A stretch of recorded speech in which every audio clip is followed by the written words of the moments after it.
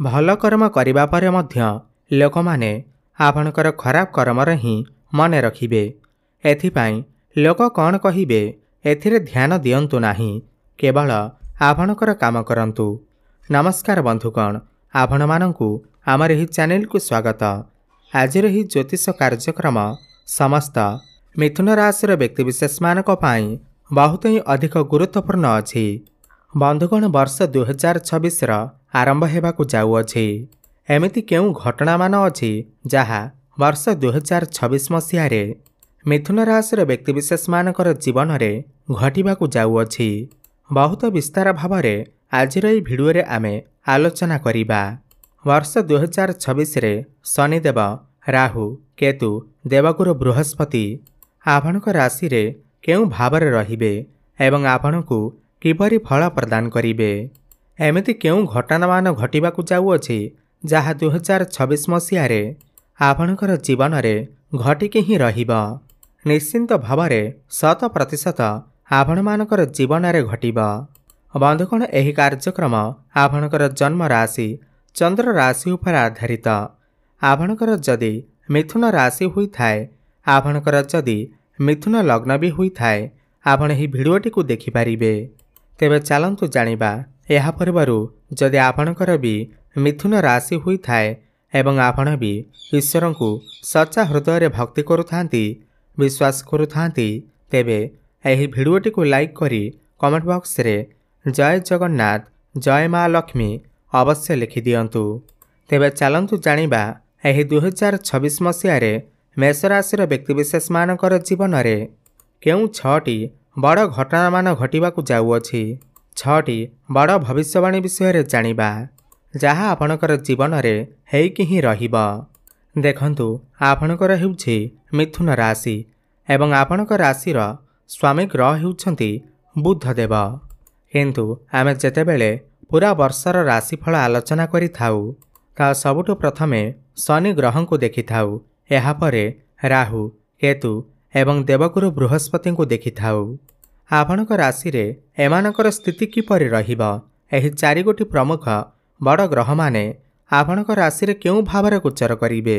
କାହିଁକିନା ଏହି 4ଗୋଟି ଗ୍ରହ ନବଗ୍ରହମାନଙ୍କ ମଧ୍ୟରେ ସବୁଠୁ ବଡ଼ ଗ୍ରହ ଅଟନ୍ତି, ଯାହା ଆପଣଙ୍କୁ ବହୁତ ଡେରି ପର୍ଯ୍ୟନ୍ତ ଫଳ ଦେଇଥାନ୍ତି।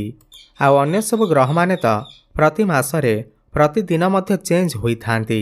ଦେଖନ୍ତୁ, ଦେବଗୁରୁ ବୃହସ୍ପତି ଆପଣଙ୍କର ପ୍ରଥମ ଭାବରେ ଅଛନ୍ତି ଏବଂ ଜୁନ୍ ମାସ ପରେ ଆପଣଙ୍କର ଦ୍ୱିତୀୟ ଭାବ ଧନ ଭାବକୁ ଚଳନ କରିବେ।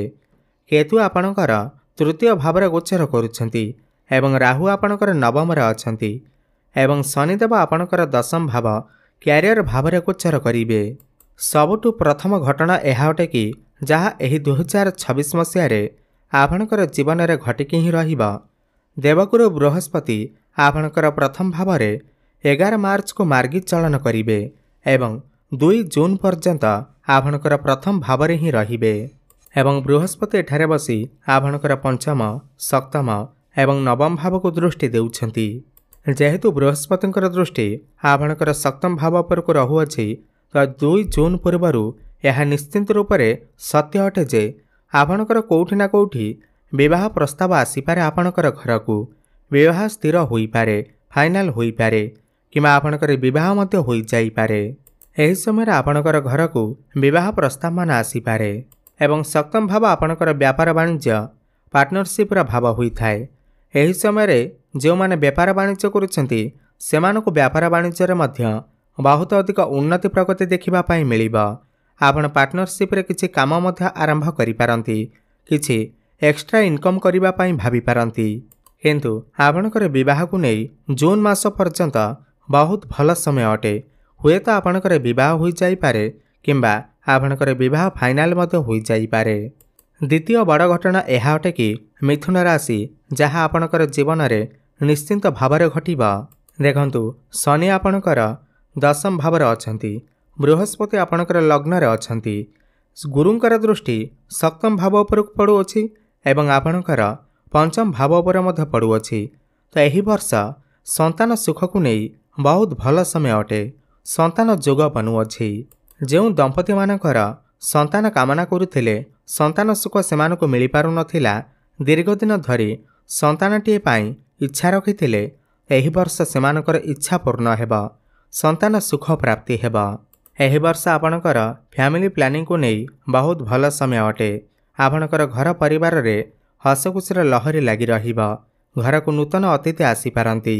2 ଜୁନ୍ ପର୍ଯ୍ୟନ୍ତ ତ ସନ୍ତାନ ଯୋଗକୁ ନେଇ ବହୁତ ଭଲ ସମୟ ଅଟେ ଏବଂ 2 ଜୁନ୍ ପରେ ଯେତେବେଳେ ବୃହସ୍ପତି ଆପଣଙ୍କର ଦ୍ୱିତୀୟ ଭାବକୁ ଯିବେ ଏବଂ ଉଚ୍ଚସ୍ଥ ହେବେ, ଏହାପରେ ମଧ୍ୟ ଆପଣଙ୍କର ସନ୍ତାନର ପ୍ଲାନିଂକୁ ନେଇ ବହୁତ ଭଲ ସମୟ ରହିବ। ଏବଂ ଯଦି ପୂର୍ବରୁ ଆପଣଙ୍କର ସନ୍ତାନ ଅଛନ୍ତି ତ ସନ୍ତାନଙ୍କ ପାଇଁ ଆପଣ କିଛି ବଡ଼ ଷ୍ଟେପ୍ ନେଇପାରନ୍ତି କିମ୍ବା ସନ୍ତାନଙ୍କ ଦ୍ୱାରା ଆପଣଙ୍କୁ କିଛି ଖୁସି ଖବର ମିଳିପାରେ।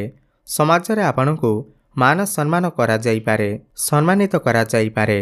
ସନ୍ତାନଙ୍କ ଠାରୁ ଏହି ବର୍ଷ 2026 ମସିହାରେ କିଛି ଖୁସି ଖବର ମଧ୍ୟ ଆପଣଙ୍କୁ ପ୍ରାପ୍ତି ହୋଇପାରେ। କୌଣସି ଭଲ ସ୍ଥାନରେ ଆପଣଙ୍କର ସନ୍ତାନ ଆଡ଼ମିସନ୍ କରିପାରନ୍ତି, ଉଚ୍ଚଶିକ୍ଷା କରିପାରନ୍ତି। ତୃତୀୟ ବଡ଼ ଘଟଣା ଯାହା ଏହି ବର୍ଷ 2026 ମସିହାରେ ଆପଣଙ୍କର ଜୀବନରେ ଘଟିକି ହିଁ ରହିବ। ଶନି ଆପଣଙ୍କର ଦଶମ ଭାବ କ୍ୟାରିୟର ଭାବରେ ବିରାଜମାନ ଅଛନ୍ତି ଏବଂ 25 ଜୁଲାଇକୁ ଶନି ଏଠାରେ ବକ୍ରି ଚଳନ କରିବେ। ପୁରା ବର୍ଷ ସାରା ଶନି ଆପଣଙ୍କର ଦଶମ ଭାବରେ ବିରାଜମାନ ରହିବେ ଏବଂ ଦଶମ ଭାବ ଆପଣଙ୍କର କ୍ୟାରିୟରର କର୍ମକ୍ଷେତ୍ରର ଭାବ ହୋଇଥାଏ ଏବଂ ପୁରା 30 ବର୍ଷ ପରେ ଶନି ଆପଣଙ୍କର ଦଶମ ଭାବକୁ ଆସିଛନ୍ତି। ତ ତୃତୀୟ ବଡ଼ ଘଟଣା ଏହା ଅଟେ କି ଏହି ବର୍ଷ ଆପଣଙ୍କ ପାଇଁ ପରିଶ୍ରମର ବର୍ଷ ଅଟେ ଏବଂ ସଫଳତାର ବର୍ଷ ମଧ୍ୟ ଅଟେ। ଶନି ହେଉଛନ୍ତି କର୍ମର କାରକ ଗ୍ରହ। ଶନି ଆପଣ ପରିଶ୍ରମ କଲେ ଯାଇ ଆପଣଙ୍କୁ ଫଳ ପ୍ରଦାନ କରିଥାନ୍ତି, ବହୁତ ଭଲ ଫଳ ପ୍ରଦାନ କରିଥାନ୍ତି। ଆପଣଙ୍କୁ ତ ଆପଣଙ୍କର କର୍ମକ୍ଷେତ୍ରରେ ପରିଶ୍ରମ ତ କରିବାକୁ ପଡ଼ିବ, ତାପରେ ଯାଇ ଆପଣଙ୍କୁ ବଡ଼ ସଫଳତା ପ୍ରାପ୍ତି ହେବ। ଏହି ବର୍ଷ ଆପଣ ନିଜେ ଦେଖିବେ ଆପଣଙ୍କର କର୍ମକ୍ଷେତ୍ରରେ କିଛି ନା କିଛି ବଡ଼ ପରିବର୍ତ୍ତନ ଅବଶ୍ୟ ଘଟିବ। ପରିଶ୍ରମ ତ କରିବାକୁ ପଡ଼ିବ। ଯେଉଁମାନେ ବେରୋଜଗାରୀ ଅଛନ୍ତି, ଯେଉଁମାନେ ଦୀର୍ଘଦିନ ଧରି ଚାକିରିର ଅପେକ୍ଷାରେ ଥିଲେ, ଏହି ବର୍ଷ ସେମାନଙ୍କୁ ସୁନିଶ୍ଚିତ ଚାକିରିଟିଏ ପ୍ରାପ୍ତି ହେବ, ନୂତନ କର୍ମ ପ୍ରାପ୍ତି ହେବ। କାହିଁକିନା ଶନି ମଧ୍ୟ ଆପଣଙ୍କର ଭାଗ୍ୟ ଭାବର ଅଧିପତି ଅଟନ୍ତି। ଭାଗ୍ୟ ଭାବର ଅଧିପତି ହୋଇକରି କର୍ମସ୍ଥାନରେ ବିରାଜମାନ କରିଥିବାରୁ ଭାଗ୍ୟ ଆପଣଙ୍କର ସାଥ ଦେବ, ପ୍ରମୋଶନ ହୋଇଯିବ, ପଦୋନ୍ନତି ହୋଇଯିବ। ଚତୁର୍ଥ ବଡ଼ ଘଟଣା ମିଥୁନ ରାଶି, ଯାହା ଆପଣଙ୍କର ଜୀବନରେ ଘଟିକି ହିଁ ରହିବ। ଏହି ବର୍ଷ 2026 ମସିହାରେ କେତୁ ଆପଣଙ୍କର ତୃତୀୟ ଭାବରେ ଅଛନ୍ତି ଏବଂ ବର୍ଷ ସାରା ତୃତୀୟ ଭାବରେ ହିଁ ରହିବେ ଏବଂ ରାହୁ ଆପଣଙ୍କର ନବମ ଭାବରେ ରହିବେ 5 ଡିସେମ୍ବର ପର୍ଯ୍ୟନ୍ତ। ଦେଖନ୍ତୁ, ରାହୁ ଆପଣଙ୍କର ଭାଗ୍ୟ ଭାବରେ ଥିବାରୁ ଆପଣଙ୍କର କାମରେ ଟିକେ ବିଳମ୍ବ ଦେଖାଦେଇପାରେ, ଭାଗ୍ୟରେ ଟିକେ କମି ଦେଖାଯିବାକୁ ଲାଗିବ। କିନ୍ତୁ ଆପଣ ଏହି ବର୍ଷ କିଛି ବଡ଼ କରିବାକୁ ଚେଷ୍ଟା କରିପାରନ୍ତି, କିଛି ନୂତନ କାର୍ଯ୍ୟ ଆରମ୍ଭ କରିବା ପାଇଁ ଭାବିପାରନ୍ତି। ଯେଉଁମାନେ ସେୟାର ମାର୍କେଟ, ଷ୍ଟକ୍ ମାର୍କେଟ ଏବଂ ଟ୍ରେଡିଂରେ କାମ କରୁଛନ୍ତି, ସେମାନଙ୍କୁ ଆକସ୍ମିକ ଭାବରେ ଧନ ମଧ୍ୟ ପ୍ରାପ୍ତି ହୋଇପାରେ। ଆପଣ ଆକସ୍ମିକ ଭାବରେ କୌଣସି ଦୂର ସ୍ଥାନକୁ, ଧାର୍ମିକ ସ୍ଥାନକୁ ଯାତ୍ରା ମଧ୍ୟ କରିପାରନ୍ତି। କିନ୍ତୁ ରାହୁ ଆପଣଙ୍କର ଭାଗ୍ୟ ଭାବରେ ଥିବାରୁ ସମସ୍ତ କାର୍ଯ୍ୟରେ ଆପଣ ତ ସଫଳତା ପାଇବେ, କିନ୍ତୁ ଟିକେ ବିଳମ୍ବ ମଧ୍ୟ ହୋଇପାରେ, ଟିକେ ବାଧା ମଧ୍ୟ ଦେଖାଦେଇପାରେ। ପଞ୍ଚମ ବଡ଼ ଘଟଣା ମିଥୁନ ରାଶି, ଯାହା ବର୍ଷ 2026ରେ ଆପଣଙ୍କର ଜୀବନରେ ଘଟିକି ହିଁ ରହିବ। ଦେଖନ୍ତୁ, 2 ଜୁନ୍ ପରେ ବୃହସ୍ପତି ଆପଣଙ୍କର ଦ୍ୱିତୀୟ ଭାବକୁ ଚଳନ କରିବେ, ଧନର ଭାବକୁ ଚଳନ କରିବେ ଏବଂ ଆପଣଙ୍କର ଷଷ୍ଠ, ଅଷ୍ଟମ ଏବଂ ଦଶମ ଭାବକୁ ଦୃଷ୍ଟି ଦେବେ। ଷଷ୍ଠ ଭାବକୁ ଦେଖିବାର ମାନେ ହେଲା ଏହି ବର୍ଷ ଜୁନ୍ ମାସ ପରେ ଆପଣ କିଛି ଲୋନ୍ ନେବା ପାଇଁ ଚିନ୍ତା କରିପାରନ୍ତି। ତାହା ଆପଣଙ୍କର ବ୍ୟାପାର ବାଣିଜ୍ୟ ପାଇଁ ହେଉ, ଆପଣଙ୍କର ପାଠପଢ଼ା ପାଇଁ ହେଉ, ଆପଣ କିଛି ଲୋନ୍ ମଧ୍ୟ ନେଇପାରନ୍ତି ଏବଂ ଆପଣଙ୍କୁ ବହୁତ ସହଜରେ ମଧ୍ୟ ଲୋନ୍ ମିଳିଯାଇପାରେ। ଏବଂ ପୂର୍ବରୁ ଯଦି ଆପଣ କରଜର ମାୟାଜାଲରେ ଫସି ରହିଥିଲେ ତ ସମସ୍ତ କରଜ, ଋଣ ଏବଂ ଶତ୍ରୁମାନଙ୍କ ଠାରୁ ଆପଣଙ୍କୁ ମୁକ୍ତି ମିଳିବ। ଏହି ବର୍ଷ ଯଦି ଆପଣ କିଛି କମ୍ପିଟିସନରେ ଭାଗ ନେଉଛନ୍ତି, କ୍ରୀଡ଼ାରେ ଭାଗ ନେଉଛନ୍ତି କିମ୍ବା କୌଣସି କମ୍ପିଟେଟିଭ୍ ଏକ୍ଜାମ୍ ଦେଉଛନ୍ତି, ସେଥିରେ ଆପଣଙ୍କୁ ସଫଳତା ସୁନିଶ୍ଚିତ ମିଳିବ। ଆପଣ କିଛି ଗୁପ୍ତ ବିଦ୍ୟା ଅଧ୍ୟୟନ କରିପାରନ୍ତି। ଗୁପ୍ତ ସ୍ରୋତରୁ ଆପଣଙ୍କୁ କିଛି ଧନ ମଧ୍ୟ ପ୍ରାପ୍ତି ହୋଇପାରେ। ଗୁରୁଙ୍କର ଦ୍ୱିତୀୟ ଭାବରେ ଉଚ୍ଚସ୍ଥ ହେବା, ଏହା ଆପଣଙ୍କର ଆର୍ଥିକ ଉନ୍ନତିକୁ ଦେଖାଉଛି। ଆପଣଙ୍କର ଫାଇନାନ୍ସିଆଲ ଗ୍ରୋଥ୍ ହେବ। ଧନ କମାଇବା ପାଇଁ ଆପଣ ନୂଆ ନୂଆ ରାସ୍ତା ଖୋଜିପାରନ୍ତି। ଆପଣଙ୍କର ଡେଲି ଇନକମ୍ ମଧ୍ୟ ବଢ଼ିବ, ବ୍ୟାଙ୍କ ବାଲାନ୍ସ ବଢ଼ିବ ଏବଂ ଜୁନ୍ ମାସ ପରେ କର୍ମକ୍ଷେତ୍ରରେ ଆପଣଙ୍କର ପ୍ରମୋଶନ ହୋଇପାରେ। ଆପଣଙ୍କର କାମ କରିବାର ଶୈଳୀ ମଧ୍ୟ ବଦଳିଯିବ, ମ୍ୟାନେଜମେଣ୍ଟ ସ୍କିଲ୍ ଆପଣଙ୍କର ବହୁତ ଭଲ ରହିବ ଏବଂ ପାରିବାରିକ ସୁଖ ମଧ୍ୟ ଆପଣଙ୍କୁ ପ୍ରାପ୍ତି ହେବ। ଷଷ୍ଠ ବଡ଼ ଘଟଣା ମିଥୁନ ରାଶି, ଯାହା ବର୍ଷ 2026 ମସିହାରେ ଆପଣଙ୍କର ଜୀବନରେ ଘଟିକି ହିଁ ରହିବ।